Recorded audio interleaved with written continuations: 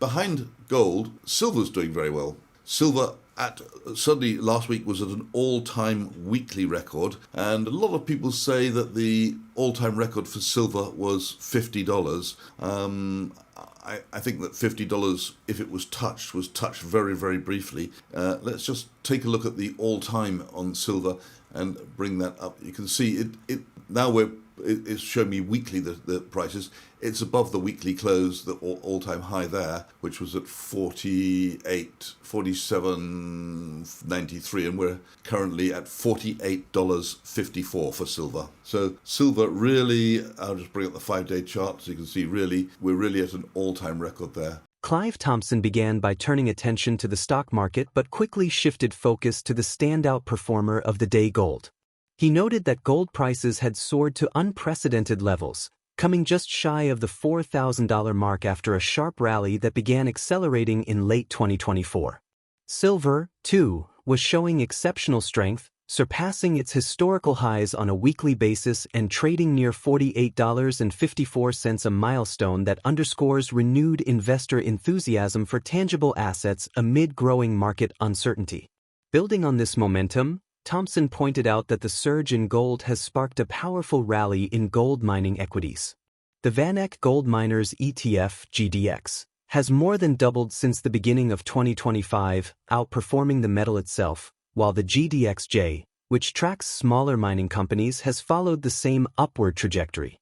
These moves, he explained, reflect growing investor confidence in the profitability of the mining sector as metal prices continue to climb, creating a leveraged response within the equities tied to gold production. Thompson then placed this metal's rally within the context of the broader global market surge. Major stock indices, including the Dow Jones, S&P 500, and Nasdaq, have all reached all-time highs, propelled by an overwhelming influx of capital. He described this trend as a wall of money moving away from cash holdings, as investors seek protection from economic instability and currency risk. Whether through gold, cryptocurrencies, or equities, Thompson emphasized that this universal drive to preserve value is pushing asset prices higher across nearly every sector of the financial landscape. If you found this video helpful, don't forget to like, share, and subscribe to stay updated.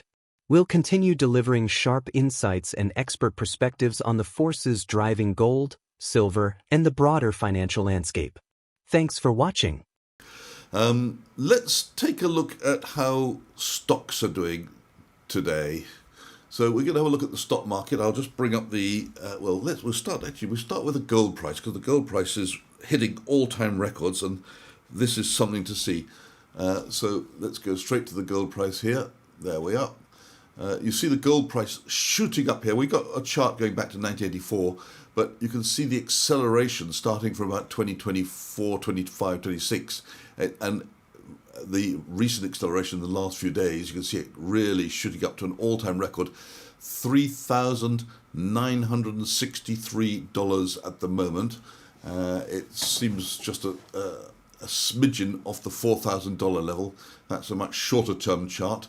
$3,962, and I'll just bring up the 5-day chart so we can see how that's been moving. There you are. It's not quite got to, as far as I can see, it's not quite got to $4,000. The high was 3,977 this morning. It's just dipped down a few minutes ago. Behind gold, silver's doing very well. Silver suddenly last week was at an all-time weekly record, and a lot of people say that the all-time record for silver was $50. I think that $50, if it was touched very, very briefly. Let's just take a look at the all-time on silver and bring that up. You can see it now. It's showing me weekly the prices. It's above the weekly close, the all-time high there, which was at 47.93, and we're currently at $48.54 for silver. So silver really, I'll just bring up the 5-day chart so you can see we're really at an all-time record there. Let's go and have a look at the Dow Jones. Oh, before we do Dow Jones, let's look at the other precious metals. On the back of the gold price rising, the gold miners are rising even faster. Let's look at the VanEck Gold Miners Index, Gold Miners Exchange Traded Fund, the ETF. The symbol for the VanEck Gold Miners Exchange Traded Fund is GDX, Golf Delta X-ray. And here we are, that's that. You can see since the start of 25, it's gone from about 33 to 78, so more than doubling. But last few days, you can see it's still shooting up nicely, and it's performing a lot better than gold. The GDXJ, which is the same thing but juniors, is also performing very, very well. And now I promise you we'll look at the stock markets. So here's the Dow Jones. Let's look at it a little bit longer on a one-year basis. As you can see, it's at an all-time record. I'll bring up the 5-year. There you are. So Dow Jones is hitting an all-time record, going higher and higher. S&P 500, all-time record. It's this wall of money which is hitting the stock market. And I think what's happening is people are saying, I don't want to hold cash in the bank because I don't know what's going to happen tomorrow, and I've got to buy something. So whether they buy gold or Bitcoin or stocks, it doesn't really matter. They're just trying to do something with their cash. And the price has to go higher to force someone else to say, oh, I've got a profit, I'll take it. Let's look at NASDAQ. So NASDAQ again an all-time high. And if we go to Europe, Europe's doing very well too. You can see Europe stocks that's the Euro Stoxx 50 at an all-time high. Euro Stoxx 600, all-time high. I won't give you the numbers. FTSE 100, all-time high, 9,482.45. So you can see it just goes higher and higher and higher. Now, the picture's a bit more mixed in some of the European countries. You can see Germany, it's still an all-time high, as near as makes no difference, but it's a bit more up and down recently. It's sort of wondering if it's stuck there. France is even more mixed.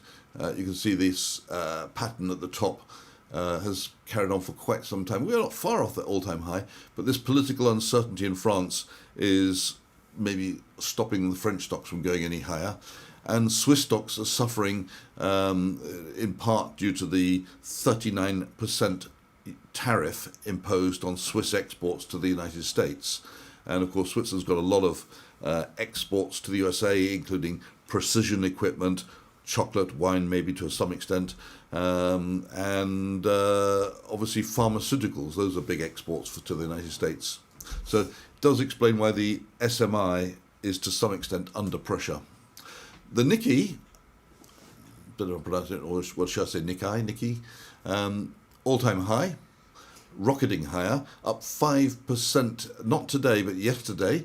And the reason for that was the appointment of the new Japanese Prime Minister. Hang Seng Index a bit more over the place, but it's doing this saucer shape where we're coming up from the top, from the bottom in 2024, rising higher and higher, but we've still got some way before we make the all-time high, which looks like the all-time high was back in 2017, before the COVID crisis, 2018 maybe, so 2017 roughly.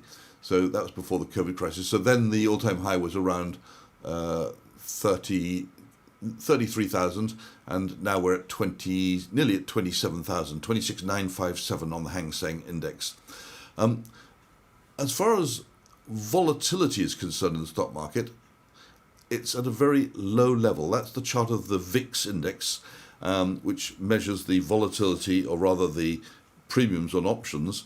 So when it's low, it implies that there's a lot of complacency. People don't expect a market crash. They don't expect stocks to fall. So that complacency sort of is odd, given that the political crisis going on in the USA, and it doesn't seem to gel very well with a rising gold price, because if there's a lot of complacency, you wouldn't expect the gold price to be rising. So maybe there's more going on than we can see beneath the surface. But anyway, the VIX index is low, expecting stocks to go higher. One stock which stands out today, and it's the only one which I really saw, was Advanced Micro Devices, AMD. Their stock has soared 23% just here, you can see. And the reason is and this is surprising, Nvidia has agreed to buy billions of dollars of Nvidia's chips. Clive Thompson highlighted how momentum in the markets has broadened beyond precious metals, with AMD emerging as one of the day's most striking performers. The company's stock surged nearly 24% in a single session after news broke that Nvidia had agreed to purchase billions of dollars worth of AMD chips, a deal that sent shockwaves through the semiconductor industry. Pre-market trading suggested further gains, with the stock poised to open even higher, reinforcing the strong appetite for technology shares amid a wider rally across global markets. He then shifted focus to the broader economic picture, noting key movements across currencies, commodities, and bonds. Oil prices continue to trend downward, which he suggested may reflect either oversupply or weakening demand linked to slowing global growth. Meanwhile, the US dollar index has fallen to around 98, pressured by lower interest rates and political uncertainty, a decline that has helped push gold up about 40% this year.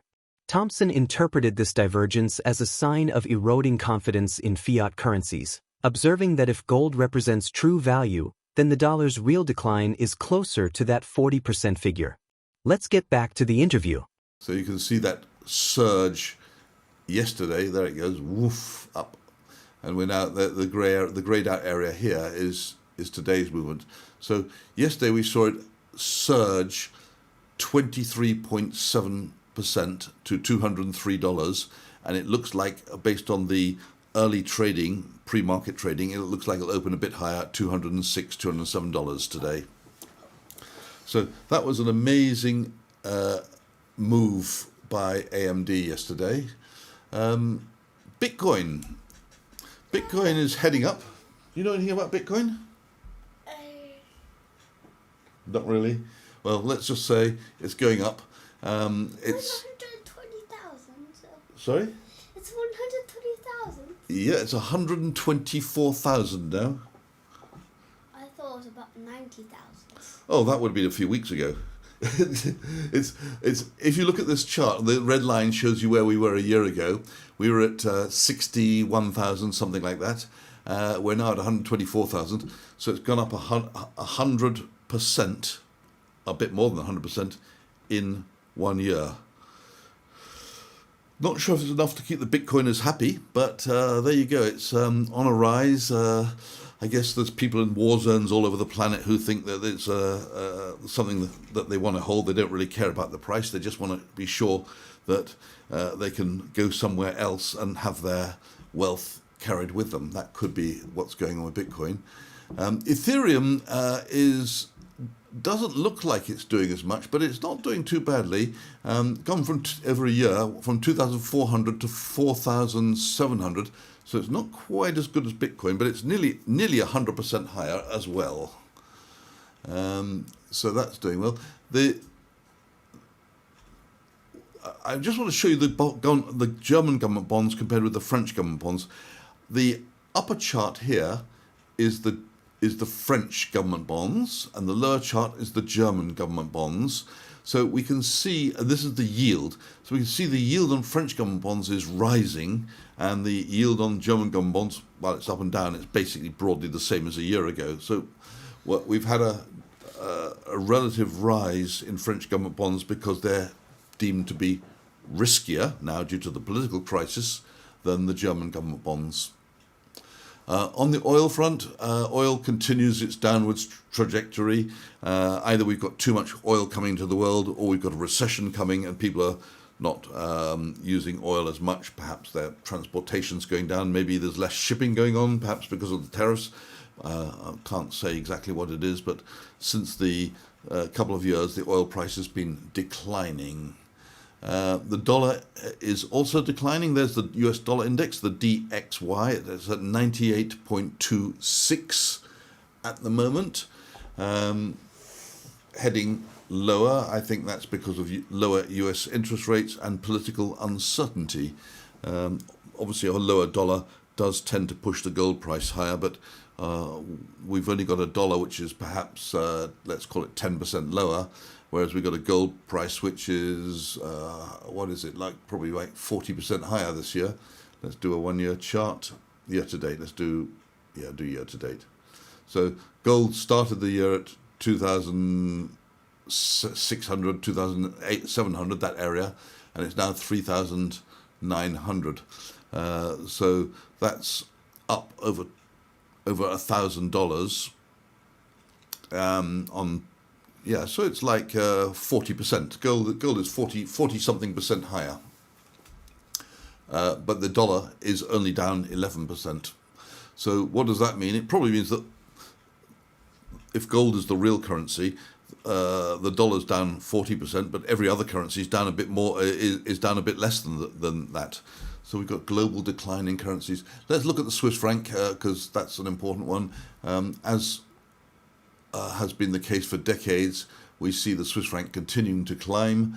I'll just bring up the year-to-date chart to see how it's doing on a year-to-date. Started the year against the dollar at 1.10. That means 1 Swiss franc buys you $1.10, and now it buys you $1.26, 1.26. So it's gone from 1.10 to 1.26. Well, that's an increase of about 14%. The simultaneous surge in gold, silver, and mining equities reflects a decisive shift in market sentiment toward tangible stores of value amid mounting economic and political uncertainty. As global currencies weaken and traditional safe havens like the dollar lose strength, investors are turning to precious metals not only as protection against inflation and volatility but also as a measure of enduring trust in real assets. With both gold and silver breaking record highs and outperforming many other asset classes, their momentum signals a deepening recognition that in times of systemic risk, true stability lies not in paper markets, but in the lasting value of physical wealth. How might the continued weakness in global currencies and rising investor demand for tangible assets influence the long-term price trajectory of gold and silver? So, stay tuned for clear, data-backed insights into the financial system. Be sure to like and subscribe so you never miss our weekly updates. Thanks for your support, and we hope you enjoy the video.